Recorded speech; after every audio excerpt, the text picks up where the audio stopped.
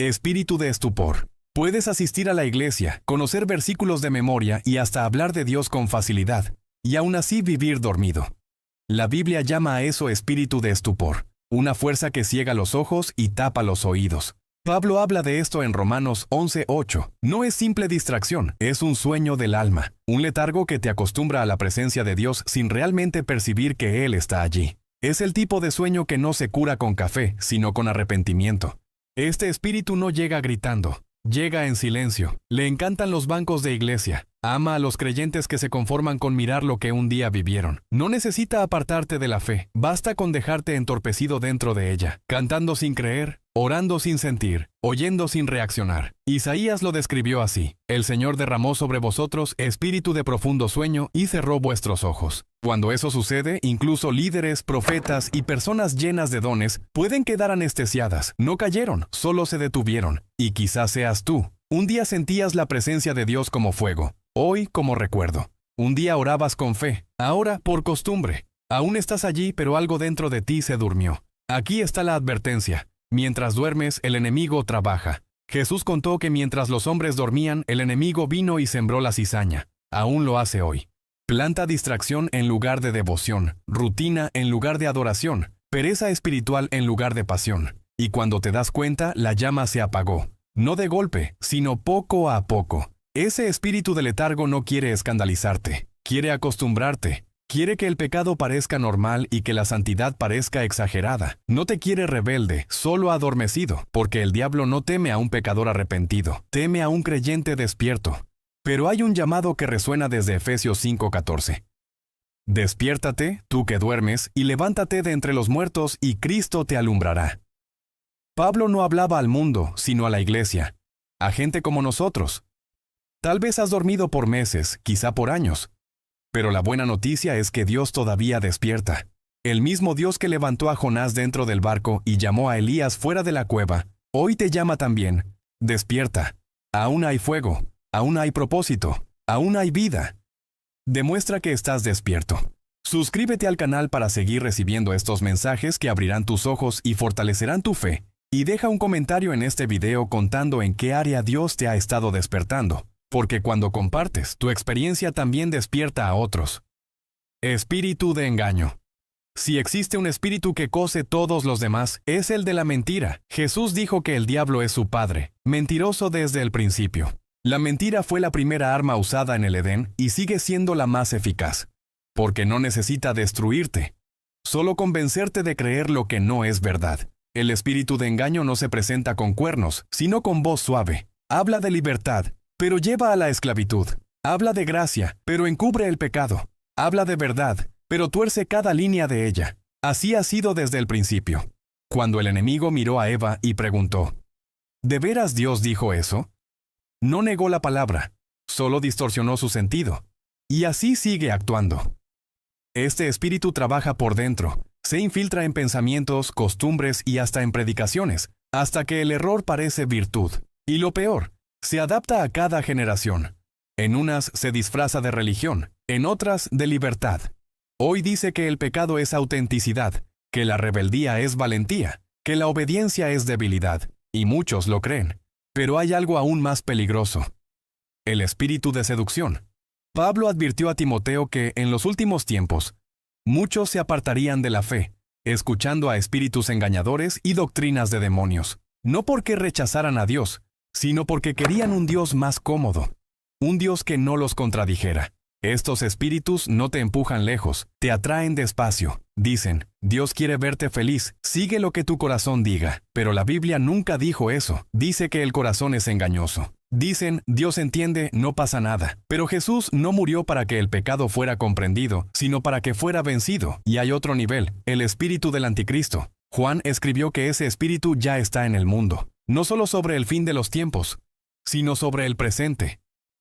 Es la fuerza que intenta borrar el nombre de Jesús de las conversaciones, de las leyes, de los valores. Es la voz que dice, Jesús fue solo un buen hombre. Todas las religiones son iguales. El Evangelio debe adaptarse. Es el espíritu que intenta quitar a Cristo del centro y colocar al hombre en el trono. ¿Cómo resistirlo?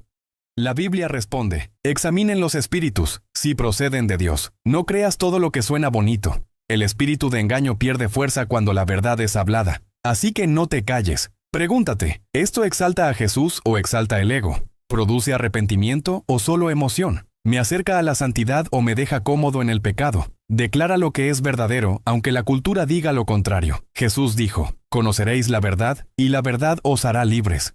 Espíritu de esclavitud. Pablo escribe en Romanos que no hemos recibido un espíritu de temor para volver a vivir como esclavos, sino el espíritu de adopción, que nos hace clamar, «Abba, Padre». Esto significa que hay algo intentando constantemente cambiar la filiación por servidumbre. El espíritu de esclavitud hace que vivas preso, incluso después de haber sido liberado. Es sutil. No aparece con cadenas, sino con repeticiones. Los mismos errores, los mismos vicios, los mismos miedos, los mismos arrepentimientos vacíos. Te hace pensar que estás cambiando, cuando solo estás girando en círculos. Y lo peor es cuando ese cautiverio empieza a parecer normal.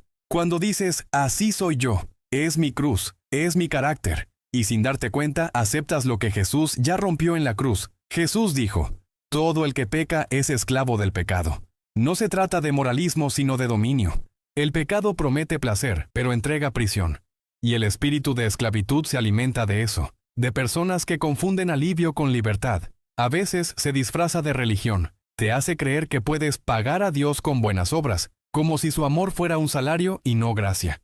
Te mantiene en un ciclo. Culpa, confesión, culpa otra vez, como si la cruz tuviera un límite. Y este espíritu tiene un aliado poderoso, el espíritu de miedo. El miedo es el guardia de las prisiones espirituales. Susurra, no lo intentes otra vez, vas a caer, Dios no te escuchará. Fue el miedo el que hizo retroceder a Israel ante la tierra prometida. Dios había dicho, vayan, pero el miedo gritó, es mejor quedarse, y por eso una generación entera murió en el desierto. Quizá el miedo te hizo lo mismo, te detuvo en medio del camino, te hizo abandonar tu llamado, guardar un sueño, evitar una reconciliación. El miedo te convence de que es más seguro quedarte quieto que confiar en Dios.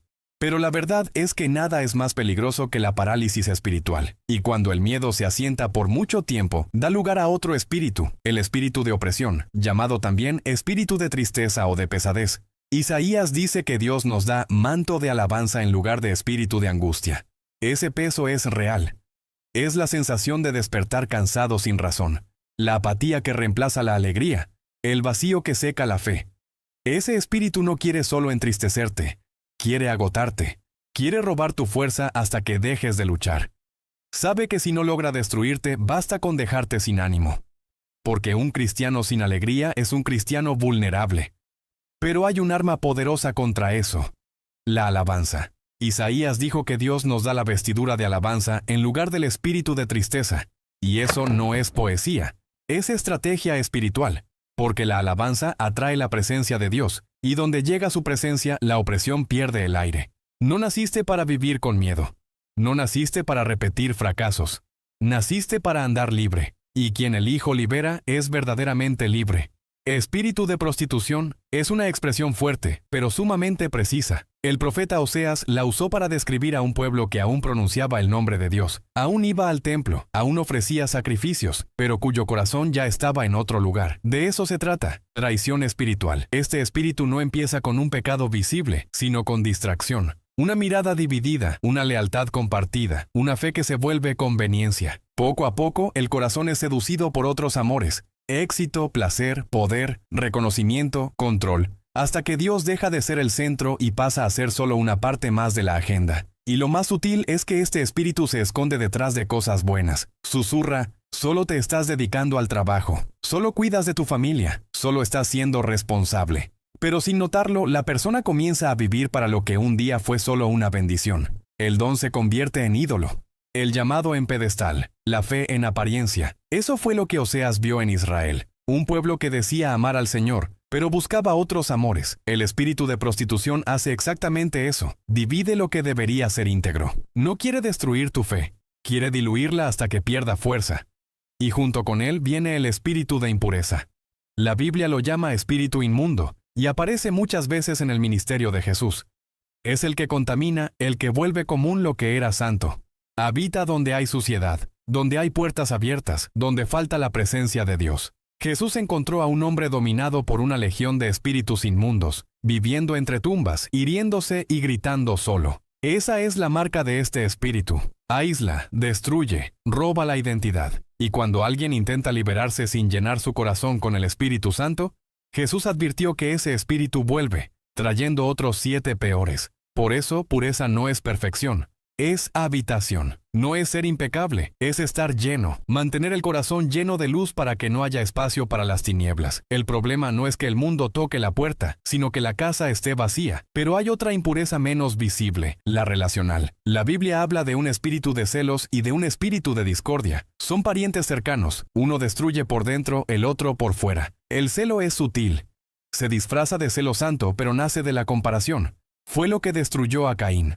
Dios aceptó la ofrenda de Abel, y Caín no soportó ver a su hermano bendecido. El celo siempre dice, ¿por qué él y no yo? Y cuando entra en el corazón, produce resentimiento, envidia y hasta odio. Santiago escribió que donde hay envidia y ambición egoísta, hay confusión y toda clase de males. Y cuando el celo encuentra espacio, nace la discordia. La Biblia dice que Dios aborrece al que siembra contienda entre hermanos. Y aún así, ¿cuántas veces este espíritu entra en iglesias, familias y amistades, disfrazado de opinión, de preocupación o de sinceridad? Pero su objetivo es uno solo: dividir. El espíritu de discordia ama las conversaciones que parecen inocentes, pero llevan veneno, chismes, críticas, sarcasmos, indirectas. Sabe que una palabra mal colocada puede destruir lo que años de amor construyeron. ¿La solución? La Biblia dice, bienaventurados los pacificadores, porque serán llamados hijos de Dios. Así que limpia tus manos, alinea tu corazón,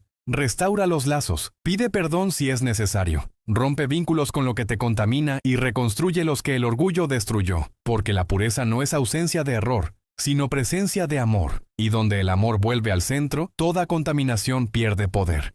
Espíritu de adivinación. La Biblia narra en Hechos 16 la historia de una joven poseída por un espíritu de adivinación. Parecía inofensiva, decía cosas verdaderas sobre Pablo y Silas, incluso elogiaba su ministerio, pero detrás de sus palabras había una fuerza oscura, una influencia espiritual que generaba lucro y control. Cuando Pablo discernió lo que ocurría, no discutió ni razonó. Expulsó aquel espíritu en el nombre de Jesús. Esto nos enseña algo que muchos ignoran. No todo lo espiritual viene de Dios. Desde Egipto, los magos del faraón imitaban los milagros de Moisés. La Biblia menciona hechiceros, encantadores, adivinos y necromantes, personas que consultaban a los muertos o buscaban poder fuera de la presencia de Dios. Y en todos los casos, el resultado era el mismo: engaño y esclavitud. El espíritu de adivinación es un espíritu de manipulación. Promete luz, pero trabaja en las sombras. Promete revelación, pero entrega ilusión. Promete libertad, pero ata. Hoy se viste de formas modernas: tarot, horóscopos, astrología, energías cósmicas, reiki, cristales, autoconocimiento mezclado con invocaciones. Cambia de nombre, pero no de esencia. La Biblia también habla de espíritus familiares, entidades que fingen ser personas queridas, voces de muertos, guías espirituales. ¿Y cuántas veces esto aparece disfrazado de consuelo? Pero lo que parece alivio es trampa. El libro de Deuteronomio es claro: no se halle entre vosotros quien practique adivinación, ni quien consulte a los muertos, ni quien busque presagios, porque todo eso es abominación al Señor. No es una prohibición por miedo, sino una advertencia por amor. Dios no prohíbe para limitarte, prohíbe para protegerte. Porque ese tipo de poder siempre tiene un precio, y el enemigo es un mal cobrador. Cobra caro y no devuelve nada. Tal vez tú hayas abierto una de esas puertas, incluso sin darte cuenta. Una simpatía, una lectura de cartas, una práctica espiritual, un video inofensivo sobre el oculto. Pero todo lo que invita a la oscuridad, expulsa la luz, y todo lo que intenta sustituir al Espíritu Santo termina dominándote. El camino de liberación siempre comienza igual: arrepentimiento y renuncia, porque el verdadero guía no es un espíritu anónimo, es el Espíritu Santo. Jeremías escribió: yo sé los planes que tengo para vosotros, dice el Señor, planes de paz y no de mal, para daros un futuro y una esperanza. Ningún mapa espiritual ni lectura de destino puede prometer eso, solo el Dios vivo puede. Después de leer todo esto, es fácil sentir el peso, tantos nombres, tantas fuerzas, tantas batallas invisibles, y tal vez te preguntes, si todo esto es real, ¿cómo puedo resistir? La respuesta está en la cruz. La Biblia dice que Jesús despojó a los principados y potestades y los exhibió públicamente, triunfando sobre ellos en la cruz. Él no solo venció el pecado, humilló al infierno, Cada espíritu mencionado en la palabra, letargo, engaño, miedo, impureza, control, fue desarmado allí. Por eso el Evangelio no es una historia de miedo, sino de victoria. La cruz no es símbolo de derrota, sino de autoridad. Jesús no fue vencido por las tinieblas, las derrotó. Y cuando crees en Él, esa misma victoria se vuelve tuya. Si este mensaje habló a tu corazón, no dejes que muera aquí. Haz que siga despertando a otros. Dale me gusta a este video. Eso hace que YouTube lleve esta palabra a más personas que necesitan un despertar espiritual. Suscríbete al canal y activa la campanita. Hay mucho más contenido preparado para fortalecer tu fe y abrir tus ojos a la verdad de la palabra. Y comparte este video con alguien que sabes que está luchando en silencio. Podría ser exactamente el instrumento que Dios quiere usar para despertarlo. Hasta el próximo video.